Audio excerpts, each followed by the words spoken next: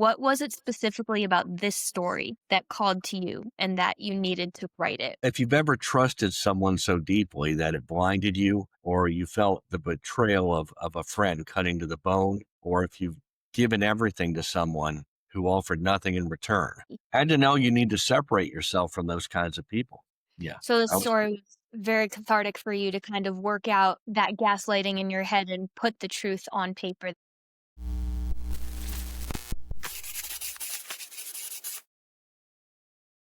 Hi, friends. Welcome to Let's Fix Stories. This is a show where we talk with real writers about real stories in the works and brainstorm how to make them even stronger in real time. We dig into how we can write the stories that matter. We've got one in our story team of editors here. I'm Jaylon. Charles, hello, hello, hello. And today, our amazing guest with us is Ken Webb. Thank you so much for being here. Go ahead and tell us a bit about yourself and how you started writing. well, I've always enjoyed writing. It's my first novel I've ever written, but I am retired from the United States Army Reserve with about 18 years active duty, 33 years total. I'm also retired from American Airlines.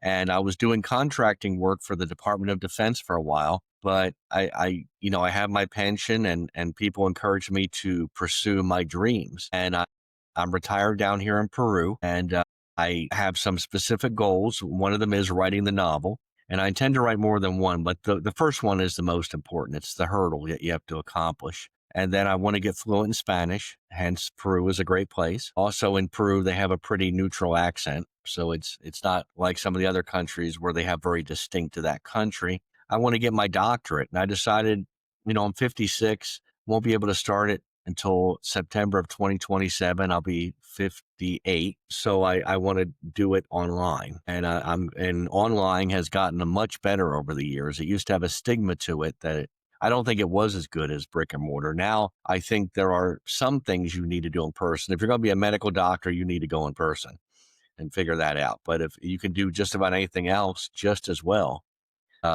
virtually. And so, how did I get started writing? I had a teacher down here who's a published author. And at that time, I had goals. I want to get fluent in Spanish. I want to get fluent in French. This was in 2023. I want to do my PhD. Then I want to write my book. And he said, "You have free time, don't you?" And I said, "Yeah." And we were talking in Spanish. He said, "Is your book about your PhD?" I said, it is not. And they said, "Why can't you just start it now?" And I did. Now, during that time, this is my fifth time to Peru.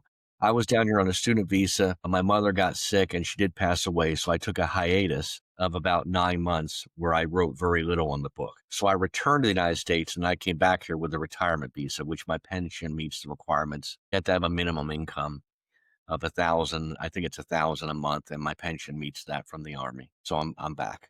And it's actually, I've told several people this. This was harder than my master's degree. Now, at the same time, it was more fun. It was more fulfilling. And you think about some of these people who have really tough jobs, but they love their job. A lot of police officers, they love their job, but it's really tough. Sometimes, emergency room nurse, I've heard them say similar things. They love their job, but it's very hard. And so this was very hard. And, with the audiobook I'm working on now, because I've started recording it today, it's been challenging, but my book is with a formatter right now. That's how close I am to getting it done. And she's going to format it so it's ready to go into Amazon. And so I won't put it in immediately. I'll advertise it some, but I plan on releasing it as planned in December. That's awesome. You're right there at the finish line. I'm very happy. The book is only, as you know, you saw some of it. It has the list of characters, the table of contents, indications, acknowledgements. It has an author page in it, but the actual book itself is only 43,000 words, less than 43,000. That is short by book standards. Mm-hmm. Yeah, but it's good enough. I told the story. It started out being 73,000. And I love reading this genre, this crime psychological drama. I used to like to read Tom Clancy. Now I find his work to be too long. He's given me too much information about things that don't pertain to the story. I'm not down on him. He's an excellent author. It's just I prefer, if you read James Patterson, it's much more fast paced. The chapters are shorter. Same thing with Jack Higgins. It's all macho stuff. It's all guy stuff in Jack Higgins. Constant action. And I like that. Frederick Forsyth, The Day of the Jackal. Yeah.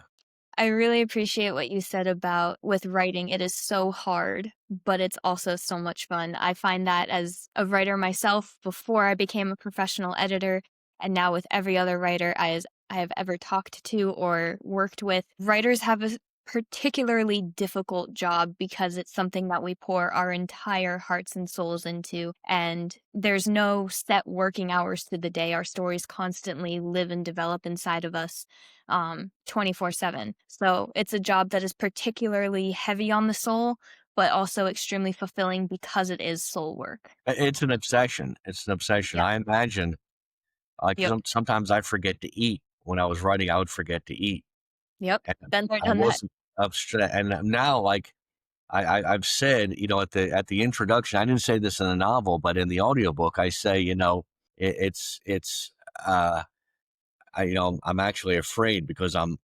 happy, excited, nervous. I'm even afraid to release my debut novel. And why is that? Because I'm afraid it's going to suck. That's why. Afraid it's not going to be any good. The fear in every single author is so real, but it also is just the strongest signifier that what you're doing matters, both to you and to the people who it's going to touch. Because when something matters, you worry about it. So if that helps It with, matters, and I don't think what you read was full of grammatical errors. no. I think it was well written. Now, the story itself, I define a story itself to where, you're upset that you have to stop reading and go to sleep or go to work. It's that good. You have to keep turning the page. Hmm. You don't say, well, I'm going to read this for an hour and then I'm going to stop because I've decided I'm going to read this book. It's the kind of book where you don't want to put it down. And I cut out a lot of the fat and tried to. Now, if you looked at the text in the novel, if you looked at the emails, they were all taken from real emails with dates changed, names changed, modified very little. And some people, you look at the bad person in the book. I mean, he's based on a former friend of mine. And, well, he's acting like this at the bank, and then he goes down to Peru, and he's like the Big Lebowski. Well, if you ever met this guy, he's exactly like that. Some of these people who are the best charlatans, the best at manipulating people, it's very hard to keep it up for a long time. It is. And he's also the kind of person who fits in the genre. If you've met these people that are good salesmen and stuff like that, you might also find they're gamblers going to casinos. He'll do that, take chances, unnecessary risks. And that's all that's in the book. And so I just love it. It was catharsis for me to get it out. Mm. He is so manipulative, so good that I broke off contact because he would just talk his way back in. Yeah. Well, speaking of this story in particular, with it being the first story that you ever completed, got it written, and it's your debut novel that you're publishing, what was it specifically about this story that called to you and that you needed to write it? What was the heart behind it? Well, if you've ever trusted someone so deeply that it blinded you, or you felt the betrayal of a friend cutting to the bone, or if you've given everything to someone who offered nothing in return. Now, I mean, keep in mind, I'm talking platonic. I'm a heterosexual, but when I'm a friend with somebody, they can count on me. And this person put up a facade of being a friend also, and he needed some serious help, and I helped him. But I also caught him just lying, just using, not able to assist or do anything. At the wedding that I was the best man at, I found out he had asked 3 other people before he asked me. I didn't get treated so well as the best man. At the end of the wedding, he told me, my mother has passed away, but she was the kind of person who kept manners books. So she knew all about manners. She said, well, he should get you a gift if you're the best man at the wedding. I wasn't going to mention that. He told me, and we got you a best man's gift, but it's somewhere around, hidden all under all these other. I spent a lot of money on gifts on him. And then I guess about 2.5 years later, I started asking about it. Did you ever send me that gift that you were going to send in 2 weeks? Well, he wound up buying one. He never had done anything like that. He married this woman, and I saw him later on in Cabo San Lucas because, well, he invited me. He was a person who could get people to invite him to their vacations, and he invited me. And so we were talking down there, and he'd been married, I guess, 4 months, and he was, look at that woman. Look at it. He was checking out all the women down there. Yeah, he was talking about how one of the things that attracted him to his wife was that she had more money than him. And he started talking about how he was thinking of divorcing her or cheating on her for so that she could divorce him per the rules of Christianity for, not being faithful. That's one of the reasons you can divorce. And then I asked him about it later on, and he said, "Oh, I think I was joking when I said that." So this is someone manipulatory. Say, I don't remember saying that. You must have me confused with somebody else. So this is a gaslighting person. This is a person who I believe believes his own lies. I Mm. think. I don't know. I can't get in his head, but it's very, very interesting. Someone who takes no responsibility for their own actions. Yeah. So the story was very cathartic for you to kind of work out that gaslighting in your head and put the truth on paper that you could see. And to know you need to separate yourself from those kinds of people. I don't True. think you need to. My problem is, I'm kind of the ISTJ. If you know that from Myers Briggs, I'm going to try to solve the problem. Well, I've had several people, they think I'm on the spectrum for autism, but I'm very honest, very like, no, it must be this way. So I would argue with him to try to get him to see my point. Now I realize I don't have to argue with him. He doesn't have to agree with me because I'm doing it for me. But never, needless to say, he's separated within a year of his marriage. He's now divorced. I don't know the financial situation, and I've stayed away from him since that time. This is the same person who would, I mean, it's not in the book, but I don't think, or I think I cut it out. If I didn't, you're going to find out. We were in Texas and he would drive down to Austin, Texas. He dressed up really nice. And this is before the internet. And he would look for these weddings or funerals. He would crash them, eat their food, drink their alcohol, make contacts. He got a phone number from San Francisco. He was living in Minden, Nevada. He got on a dating site for women from San Francisco. He would go get a room in San Francisco, go see them, make them think he was working in San Francisco because he said there were more opportunities for women in San Francisco. So this is someone that lying and manipulation is just a part of his life. Mm. So, and he's effective at it. It's sad that those people exist. But in the technical part of writing your book, what was the hardest thing to figure out jumping into this world of writing a book? Okay, well, I didn't have the problem that, you talk about some of these people like that I really admire, like the Harry Potter series, J.K. Rowling, and the Game of Thrones, where they build a world, even though it might be similar to our world, but in many ways not. And they have to build that world and all these things. I didn't have to do that. The book Mm. takes place between 2014 and 15. The hardest part for me was making this is why you need beta readers. And I did get beta readers. Something is true or what happens, but you're not telling everybody else. If you and Mm. I were walking down the street, I wouldn't have to tell you, there's buildings over there or there's that it's starting to rain, but I need to make sure I'm bringing people into the story. You also need to make sure that the people don't go into suspended animation, like you stick them in a drawer. There's some shooting over here, then the main person goes down there and there's some shooting. Well, something's still going on over there, Mm. and you have to tie it in.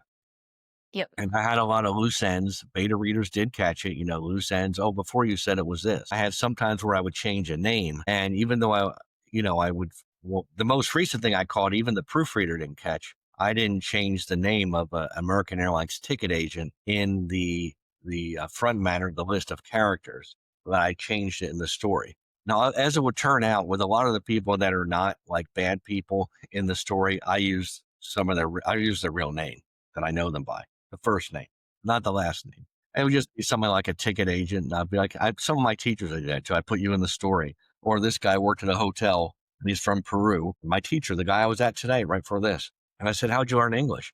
And he's like, "Well, I was in the cruises for 16 years, which is true of my teacher." So the hardest part was making things connect, Mm. keeping continuity in the story, not having what, sometimes I would disagree with my editor Mhm. because they're like, "Well, you didn't explain that." And I'm like, well, some things I want to be ambiguous. One thing I went round and round with a lot of beta readers and my editor was I have AM and PM and also 24-hour time in my novel. I did that on purpose. When the military people are conversing or doing things, it's a 24-hour time.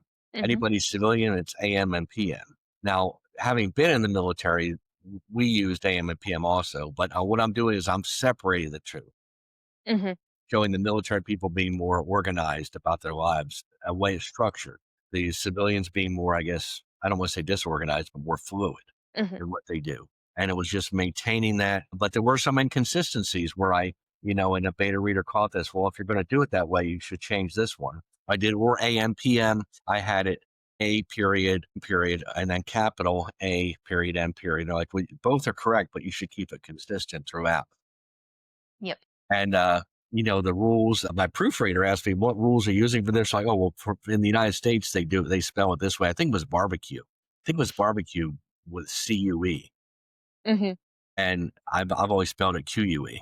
But Mhm. since, but she corrected it and she knew what she was doing. So, It is very, I guess now is a good time to put in our disclaimer here. As the story coaches at One Brilliant Arc, our editing style is a lot more like a partnership because I think that there are times when you should disagree with your editor because an editor has a professional opinion, but art is subjective and the editor can't have the only correct opinion on a lot of these things. I think that the main job of an editor is to understand the heart of the writer, what the writer is trying to say. And once they figure that out, then they can give their suggestion. But a lot of editors just project their own idea of the story and don't take time to understand what the writer was actually trying to say.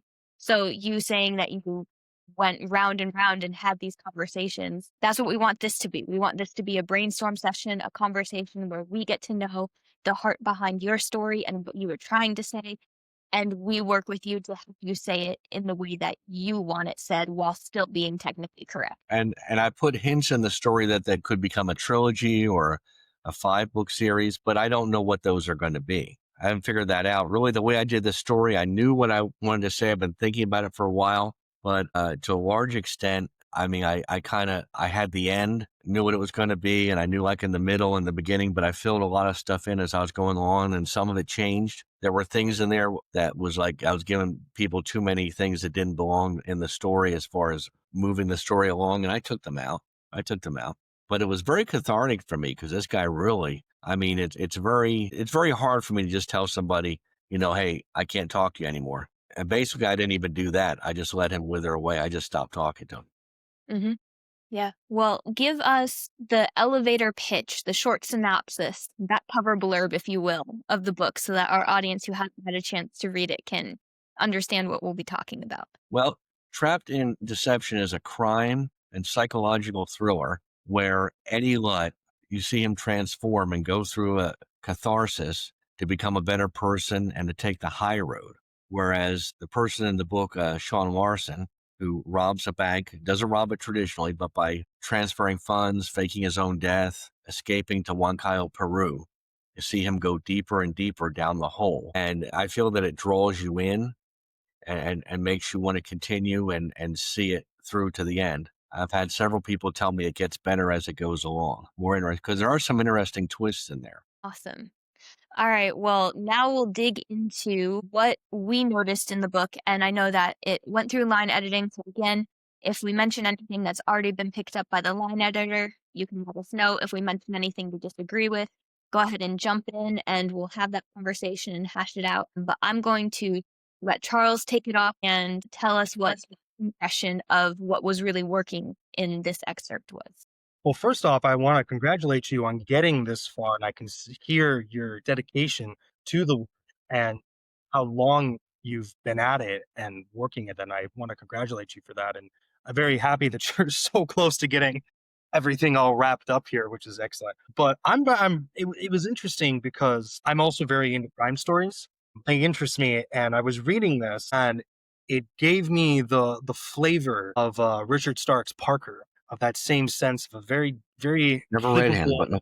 but okay. Richard Stark he created Parker, who was basically kind of the gist of him is he's a very, very bad guy who is a robber, and every time he has a heist, it goes horribly wrong, and he has to survive the tone, and it has that very classical crime flavor, and I could see that throughout all of this sample, and I can tell that you've been working at this and sharpening it because it's really, really darn sharp. Like, it moves super smooth, super fast, and I really wanted to see what was going to happen. Where was it going and what was going to happen next? Was it going to explode in the characters' faces? Was it going to get better or twist or a mix of both? I could see that. I could feel that. It was just very, very good of that kind of, again, crime writing where, like you said before, making it go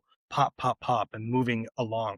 And what I also thought was really interesting was on a personal taste level, Jared, who's not here today, he got me to watch, let me believe, well, this was a while ago.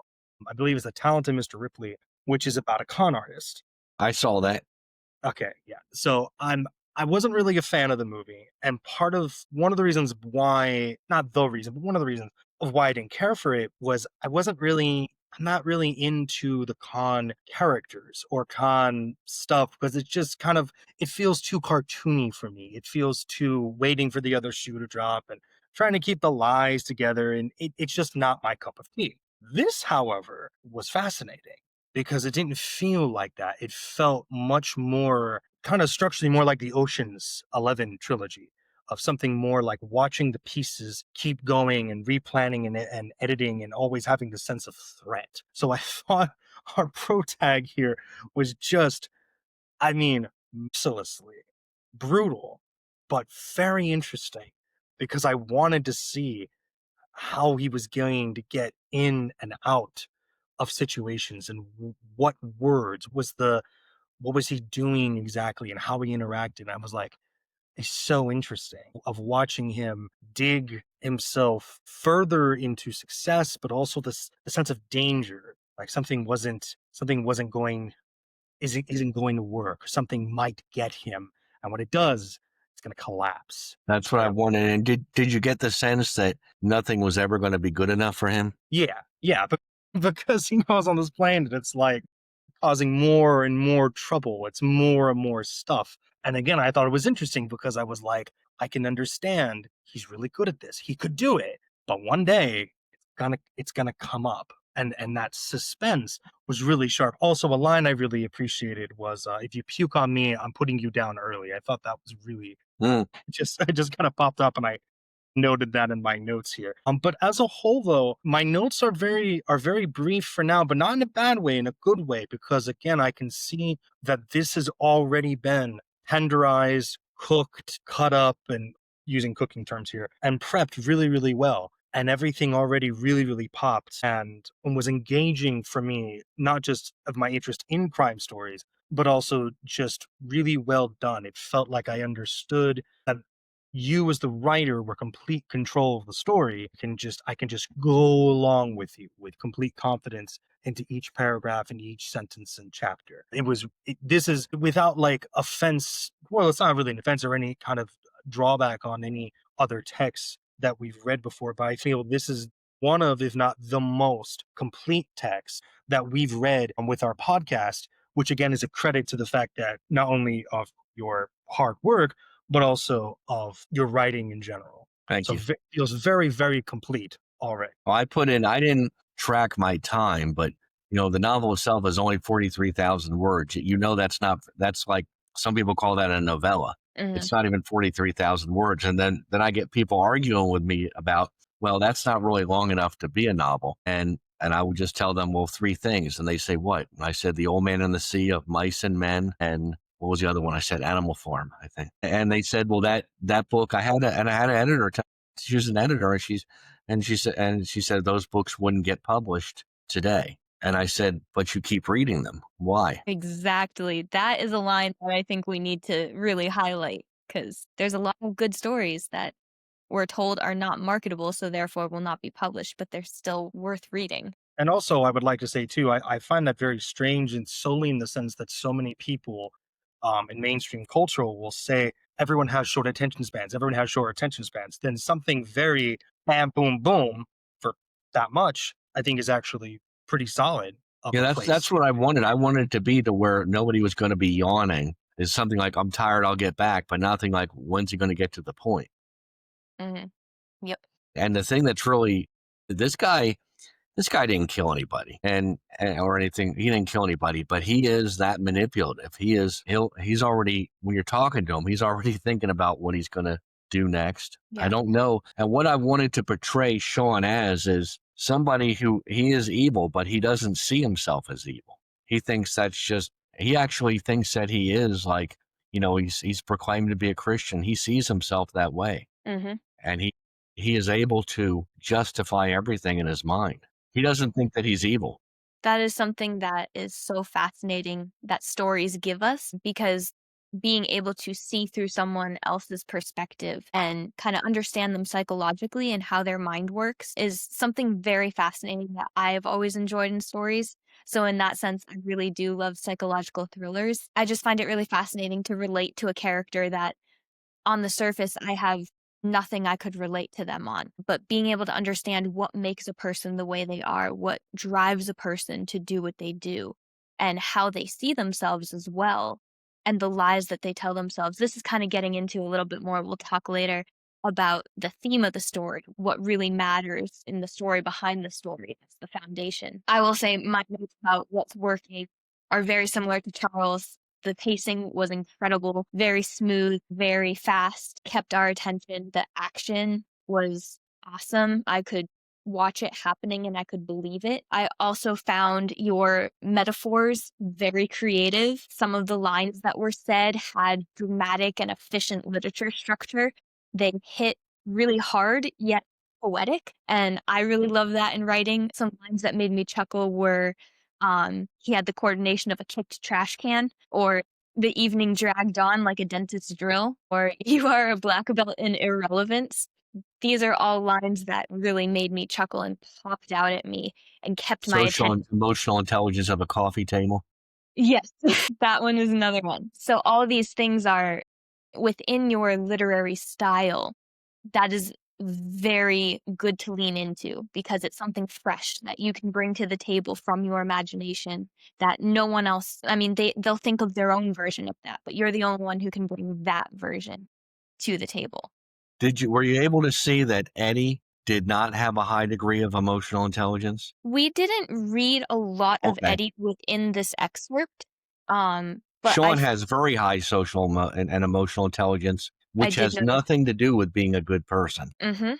Yeah, yep. Expert manipulator. And that is really where I was at a disadvantage with my former friend. And because that's how you can just manipulate people if you have that high level. And people would often perceive him as being nicer than he really is, and myself not being as nice as I really am. This happened to me in the Army. And somebody saying, man, people are saying you're not approachable, you're aloof, you go into meetings, you just start the meeting. I just started the meeting. I wouldn't ask how anybody was doing. I Mhm. wouldn't ask about their kids. I wouldn't wish anybody happy birthday because to me, I was being efficient. Mhm. Yep. And I still think meetings should be that way, but I adjusted because I feel people that. were getting offended, but I didn't mean it that way. Yeah. But on the other hand, he was never in the military, but the other person, but he would always ask how people, he didn't care about anybody, but he knew to ask about them. He Mhm. didn't care. Yeah. And so you can actually come off and build relationships with people and you're actually like a borderline sociopath or you are a sociopath. Definitely. So I mean, like Dexter, they're pretending to care. Yeah, yep. I think it's interesting understanding psychologically what makes them the way that they are and then how they come across. I related and understood where you were coming from with a lot of your descriptions about what it is like to have a lifestyle of being in the military and coming from that. My husband is actually active duty. He That's is some active duty Yes. in the Army.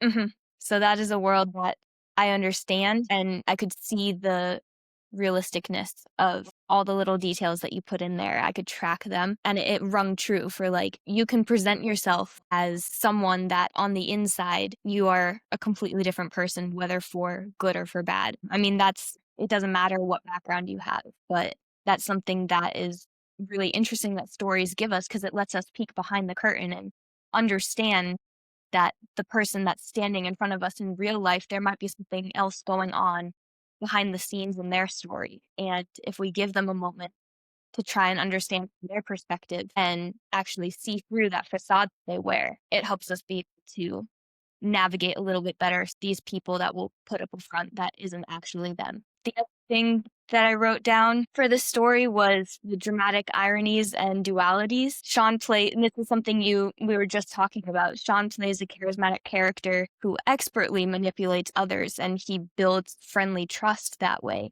But on the inside, he's actually a severely private person, and he doesn't trust anyone, and he never has ties anywhere.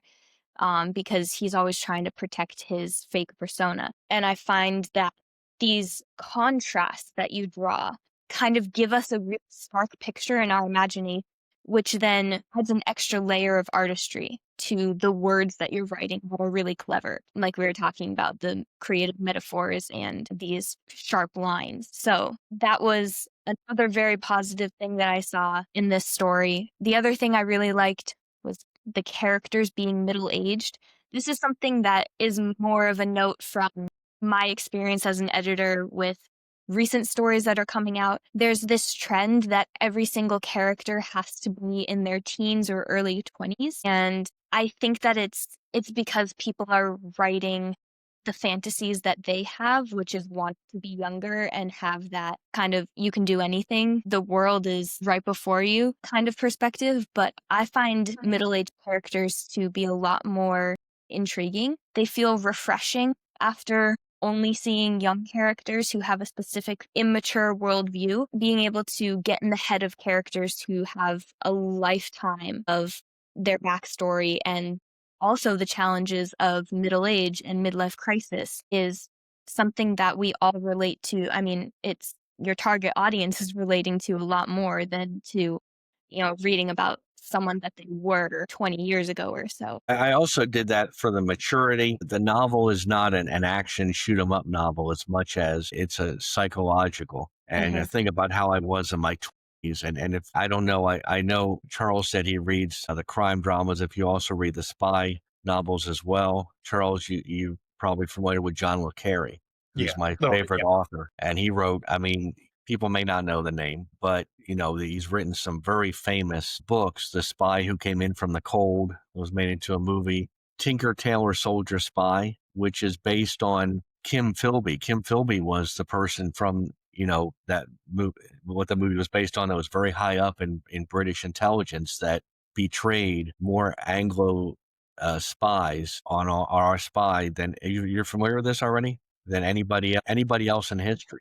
And there's a novel written about him called A Spy Among Friends. I forget who wrote it, but it's about Kim Philby, Philby, and he was from a affluent family, and he just and he was doing most of his bad deeds in his middle age. I mean, and if you've seen Tinker Tailor Soldier Spy, Smiley in the movie is they did a Gary Oldman movie. They also did another one with Obi-Wan Kenobi guy. I just forgot his name. Yeah, Alec Guinness, yes. And both of them are equally good, I feel. And in both movies, I mean, they're clumsy, balding, have a wife that's cheating on them, wear glasses, unathletic, socially uncomfortable in social settings, but they're the hero of the book. And so it has to be something like that. And I made the good person in the book, Eddie Lutt, my exact age, with even the birthday being the same. It takes place 2014 and 15, the bad guy book based on this person who was my friend before with his exact age. And that was first when I came to the realization, you've been friends with this guy since college, and it's been pretty much he takes and you give, and because he's skilled. So yeah, I will admit when I was younger, the other type appeared to me 20s, 30s, went more for the Ian Fleming. Oh, by the way, John le Carre was a real spy. And he was one of the spies that was betrayed by Kim Philby. And Kim Philby hired him when he became a spy in the British intelligence. So I really strove to be intricate like that. And if you read John le Carre, his isn't like a macho James Bond thing. His is he's talking about, he wasn't crazy about the East or the West. He's criticizing both, very critical of governments, untrusting. I wasn't shooting for that. I wanted to stay away from politics in this, but I did want to get across the importance of honesty, the importance of loyalty. And so, yeah. Well, we'll definitely come back to the importance that you're communicating through this story. I'm going to pass it back to Charles. We'll talk now about some of the things that we noticed with our editor's eyes that we would change. um, work on strengthening. And yeah, if you have any comments, let us know, jump in, Okay. go for it. Again, my notes are very are short, and again, this isn't because of anything negative, just because again, I think a lot of this is very zeroed in. So there's only two main details. One is a little bit of content, and one is more on the technical side. Forgive me, everyone knows this about me. I am so bad with names. So I'm looking through the text to I'm bad with remember. names also. We Very are good this. with I'm good with details, but not with names for some reason. Lamont. So I was Lamont reading Lamont, and that's a really solid chapter. And I thought it was interesting because I was like, "Is he really going to kill him?" And then he was like, "Oh, okay." at the restaurant. Yes, at the restaurant. Yeah, and I was reading it, and I felt that how do I so here's kind of the detail that we were talking. I think in the last episode about the fantasy genre, where I was saying with the fantasy genre, I said it's so tricky because you can't repeat things again and again and again. We've all seen it before. It gets tiresome. But we also want to involve ourselves in, trappings is a little bit too negative of a word, but trappings in this context can serve it. We like those elements because it makes the genre. And so to this end, I was noticing with Lamont specifically where he was very, very stereotypically of a geek with superhero figures, and he's not good socially with women, and he just had that appearance of every geeky stereotype that I had seen before in many cartoons. And Okay. I noticed that with other elements of we're talking about Purple Kush, and it was a note about a Jamaican guy, or there was a blonde bombshell. And I feel with these kinds of stories, I see a lot of those archetypes a lot, and I felt it was interestingly, I think for me as an editor, I will always recommend try to you can do that sort of thing. Lamont doesn't have to change. It can still be geeky and mess up and not mess up, but fall in with the wrong crowd and be effective in the story. Totally fine. But I always recommend to try and find a little bit of intrigue that can make them a little bit more original, a little bit different, just a little Okay. bit of cut out a few things here or add a few things. So in this context, this is a general pitch. I would say for Lamont, you can keep him just as geeky, just as ineffective and lonely, but you can have him he smells very nice. You could say he smells very nice, and maybe he dresses overly extra. So maybe he has it's more like business formal that he wears. And that could be an effective way of saying he's not socially good because he comes on too strong for people. And that is a way that he can not get along really with other people or different types of geekiness. And the same thing with we have our bombshell blonde. You can mention something along the lines of, for example, you say like her shoulders, like maybe it's like her hair falls down her shoulders specifically. So instead of just the quick image of the bombshell blonde. Because again, and don't have to do this for every single person, for every single character, if you're trying to move the plot along. But I did notice that with Lamont specifically, I was like, I feel I've seen that geeky character, that kind of stereotype a lot. The scene still works, it still functions, but I think it would be stronger if he was a little bit more original and a little bit more realistic as a Mhm. person, because everything else, I forgot to mention this prior, is so well detailed. Everything feels like it's going on in the real world. I myself struggle when I'm writing stuff where I'm like, I don't know what this desk is called. Or I don't know how these things work. This story, though, it feels like all the details are there. So when there's a character that feels a little bit more stereotypical, a little bit more over the top, I felt it was clashing a little bit. The second point, and again, if you've gone through the lying details, if you've gone through the editing process, and again, you've said that this has happened after we've got the text, so I'll keep that in mind too.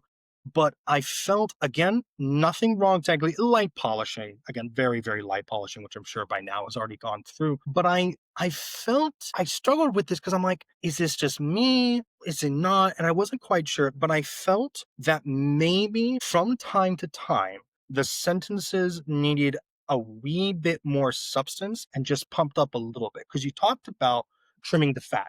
Very sharp, very good, not just for reading, but also for this genre. But I felt sometimes, okay, I think this is what was maybe sticking in my head. Because you're right about making the plot move. You want it to move along. So I think that's fine because I was like, I don't because you're right. Sometimes it's really great to have a lot of details, and sometimes you're like, come on, get to the point. So I think what you did of getting to the point totally works. I think sometimes though the sentences almost felt and the paragraphs almost felt a little too fast. Like we were going a million miles per hour and I couldn't stop Mm. to some of the roses. And I think what I'm specifically saying is maybe sometimes if you go into a room, there could be a little bit more of just stopping for just a moment and saying the temperature of the room or the smell of the room, just really quick, just to let me kind of stop and go, okay, and move right along. And I think that also would help because you're talking also about you don't need to describe every building because you're totally right. Like, you don't need to describe every building. You can just say the city, have to go through every single detail that you would. But I think just a little bit, I think the story would functionally flow even better if just sometimes there was a little bit more description on certain areas, certain like major settings. And I also think that would help because then the sentences can vary just a little bit in the flow and it would feel, again, going back to cooking here, a little less like little tiny finger food, little tiny little snacks. You can have a little bit more substance, just a little, and not like substance in terms of thematics, just a little bit more technical flavor there. So that would be my recommendation. Ultimately, my main two recommendations would be trying to spice up some of the characters to be a little bit more human, a little bit more realistic Mhm. by either taking away some things or adding things, or as I suggested, you can alter the point. For example, like I said, Lamont can be very cleanly instead, because I know a lot of geeks are quite cleanly. But also with the sentences, I recommend pumping them up a little bit with a few more descriptions for specific moments to make things more exact in exact locations, just to make the world stronger and feel a little bit more realistic rather than generic. So instead of the hills can be the hill. That's totally fine. But sometimes I think the hills should be specified of what they look like, how they look like, the name, etc.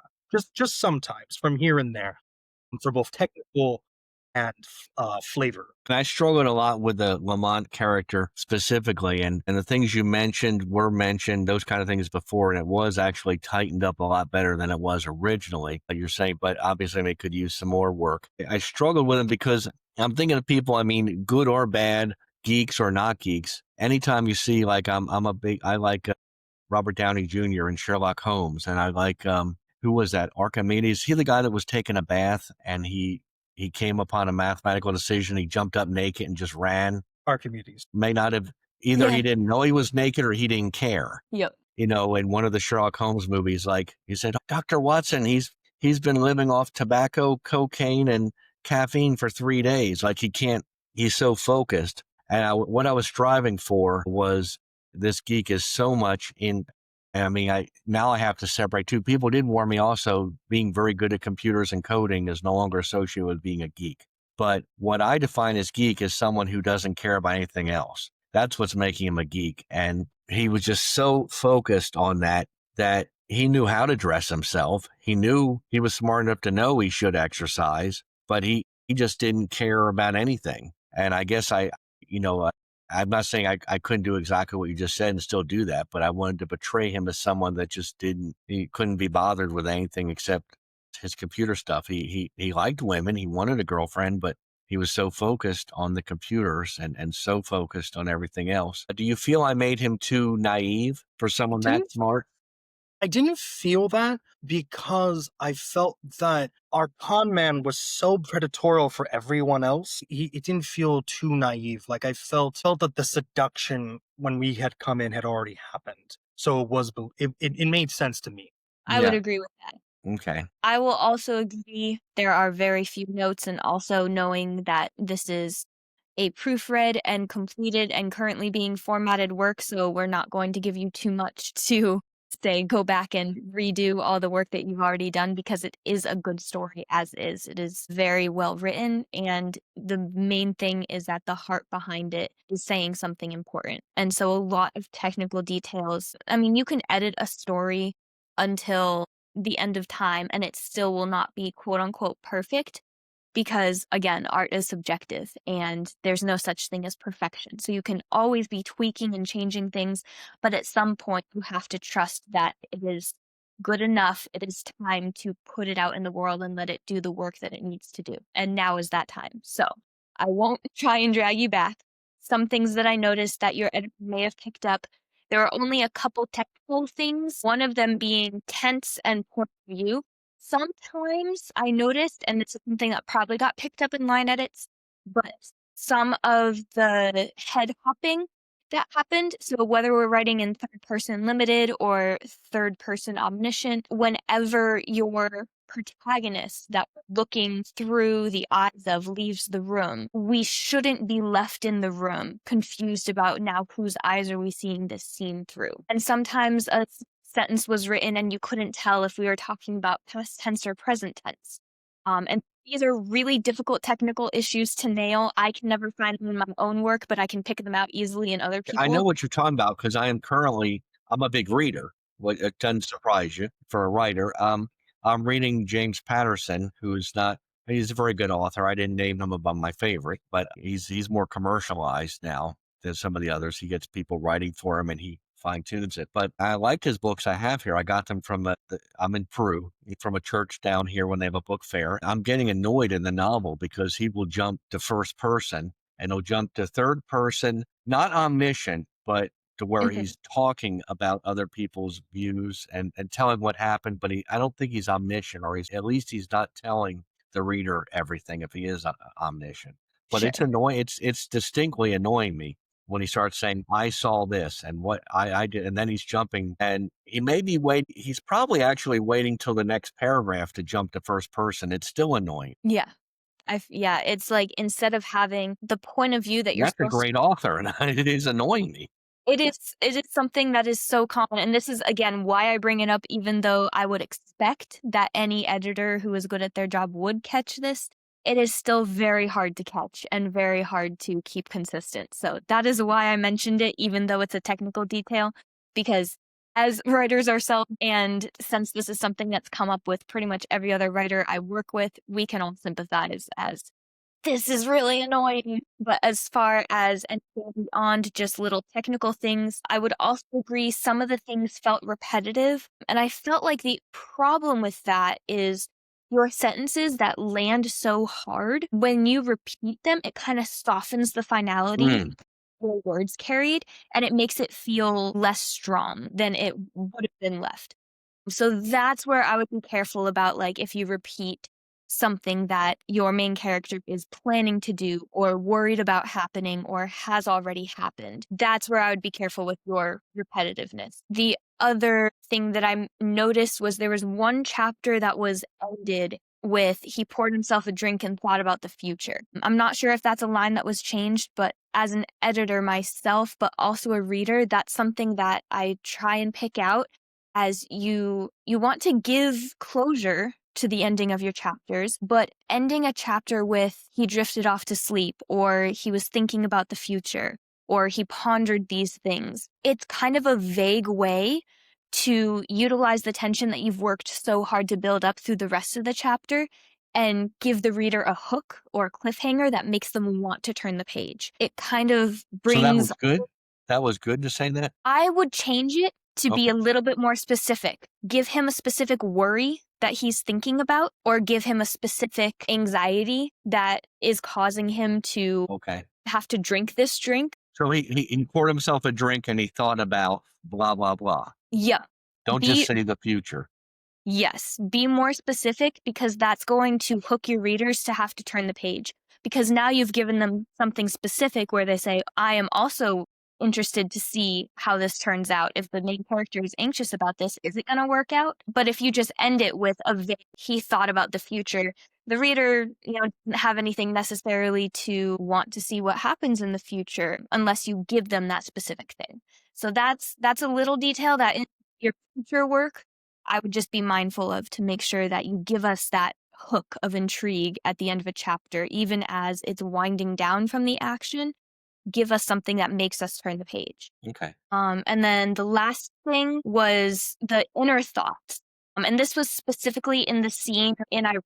The inner thoughts in general here are so good because they really let us see how logically people can make such selfish decisions and come across as something that they're not. So, like the scene in the restaurant with Lamont and Sean was very interesting to see Sean's inner thoughts versus what he's saying out loud and portraying out loud to Lamont. But sometimes some of the inner thoughts felt less like the words we think to ourselves in our heads and more like the person was performing. They were aware that they were narrating for an audience. Ah, okay. So that's something where, breaking the fourth wall is something that you can use humorously, um, but that's something that only works if you're trying to do it. And I was not. You want your reader to be immersed in the perspective of your character, so make them hear exactly what they would hear in their own head if they were in that situation and not feeling like this character knows that they're performing and they need to narrate what's happening for the reader. Okay. But that is the last thing that I have as far as what I would change. Are there any questions that you have about any of this, or any questions you have about future work and any insight we could give you? Future work, yeah. I mean, I'm going to be looking for a new editor. But, I paid a lot of money for this book. I'm going to be having other priorities in the future. So I imagine the second book will take longer to write because I don't want it to be worse. I want it to be better. And so I would just reach out to you or somebody else from the team. Definitely. Yep. We are always here to work with writers. We work with writers all the way from the beginning of their process all the way up until publishing, because we don't want to do just what regular editors do, where they do a job, check a box, and then send you on your way to figure out the rest yourself. We want to make sure that we're walking with you through the entire process and supporting you with all the decisions that you're having to make, and making sure that you have a central place to come to when you're trying to kind of juggle everything else that needs to be done when it comes to publishing. Like you said, with the paperback, the hardback, all the ISBN numbers that you had to buy and the audiobook. We want to make a central place where all of that can happen and give you that. Yeah, I whole- definitely would like that because I found things out by trial and error and also watching YouTube videos. I'm Mhm. on web pages for writers. Yep. Those are great places to be. Did you speak to your husband at all about any of the realism in the book? Did you mention that to him? I did not, because he was wrapped up with his job and I felt bad pulling him into mine. If it's something where I am working with an author, he is very helpful to have around because I will bring him in and say, hey, can you fact check this for me? Can you give me your insight on this? Okay. Okay. sure. Yeah, I mean, so you think it was good for my first novel? For sure. Definitely. There are many other writers who technically are not as skilled, but also I find a lot of writers write a book because they want to entertain. And we'll use this as a segue into the next section, which is we talk about the theme, the reason why you're writing this story. And to me, in my experience, this is what defines a strong story, is not just technically how well you can write, but what you're actually trying to say with your words and what is the story behind the story that you're communicating. So with the theme here, what we usually do in this section is Charles will say what jumped out to him as far as what the theme was of this book, what the message was. I'll say my take on it, and then we'll turn it over to you and you can tell us how well that lines up with what your version of the theme. So I'll let Charles take it away again. Yeah, it's interesting because I was thinking about it and thinking about what the reading experience felt like and also what we've talked about. And I realized I think what's interesting is that, as I said, for me, I feel like con stories, con characters, and these sorts of crime stories can be a little cartoony, a little over the top for me, just for my personal taste. But what was interesting is, as I said, Lamont, like, he's dead.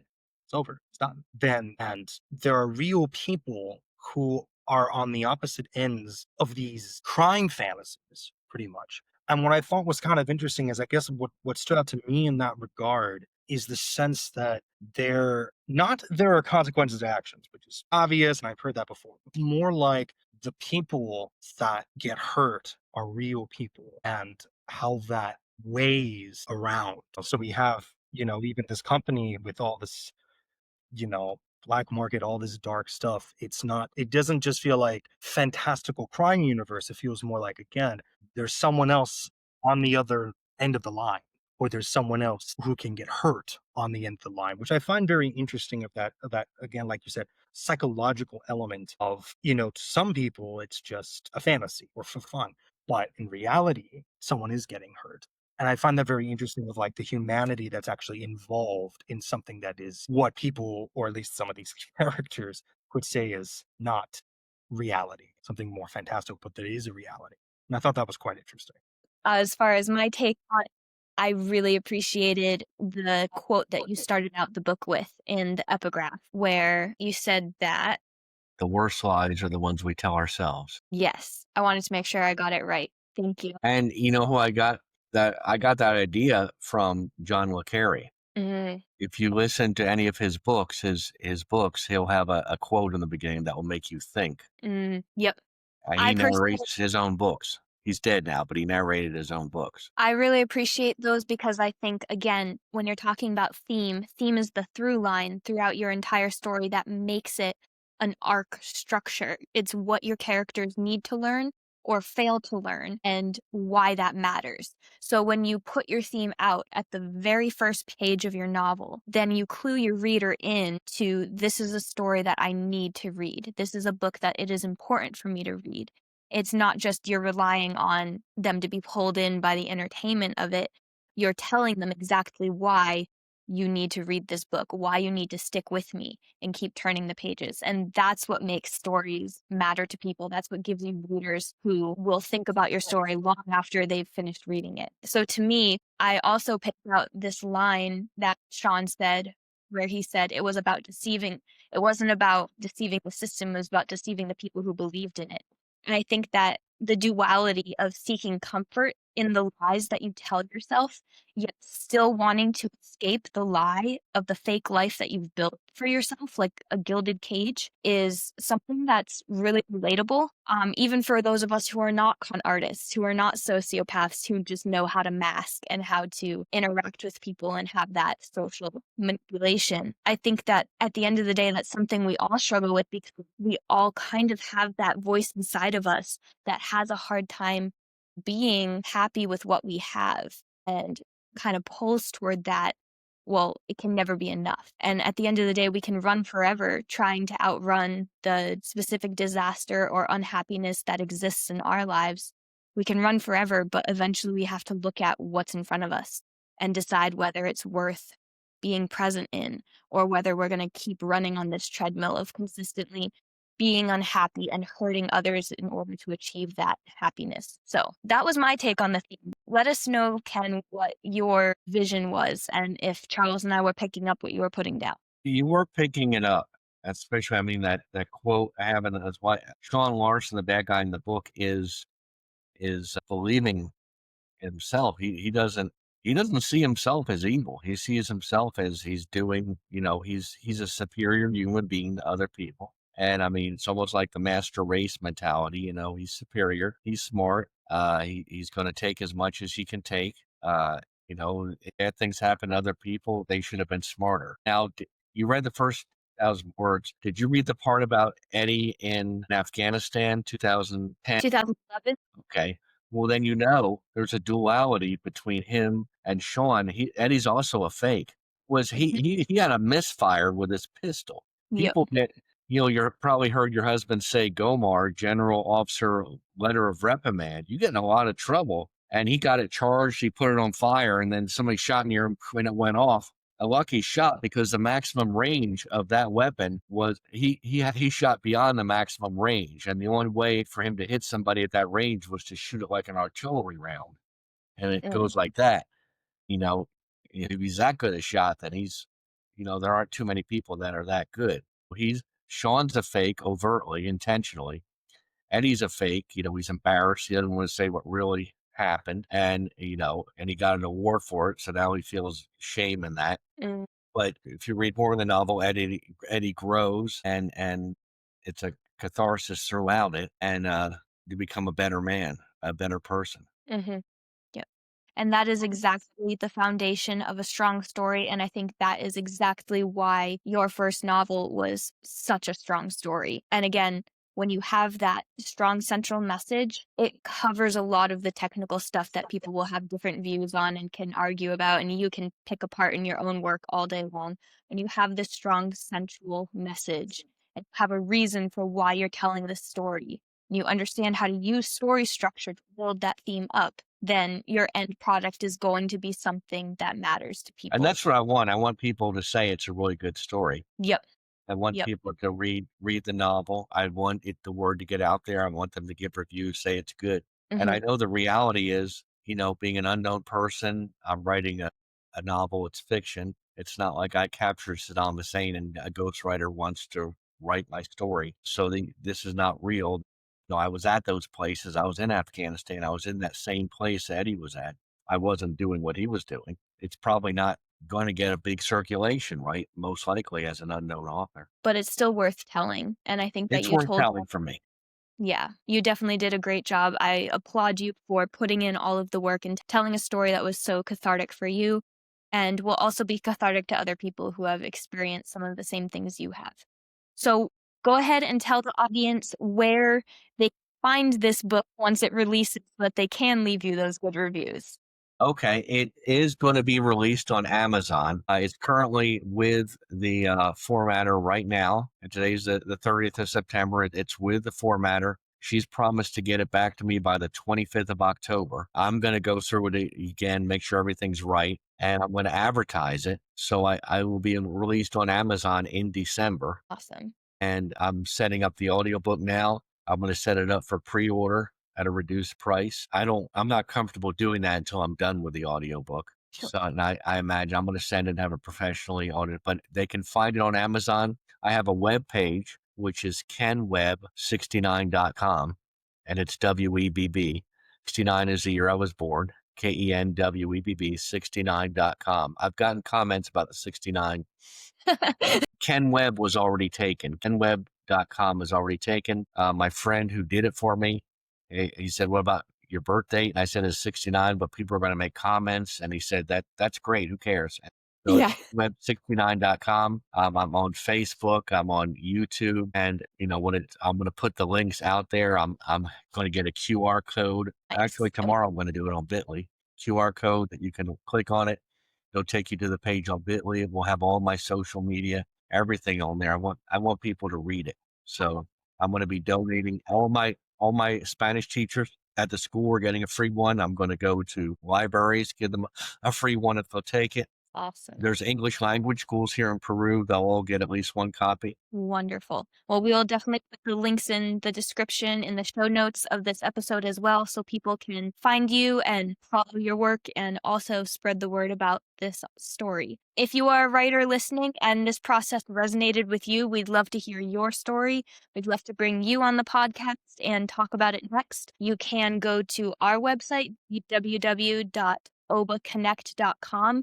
That's obaconnect.com. Or you can click on the link in the show notes and you can submit your story there. And we would love to talk with you about it. Thank you so much for being with us, Ken. We really appreciate you sharing this story. It came from such a personal place, and we really appreciate you taking the time to have this conversation with us. All right. Thanks for having me on. Thank you. All right. We'll talk to you later, everyone.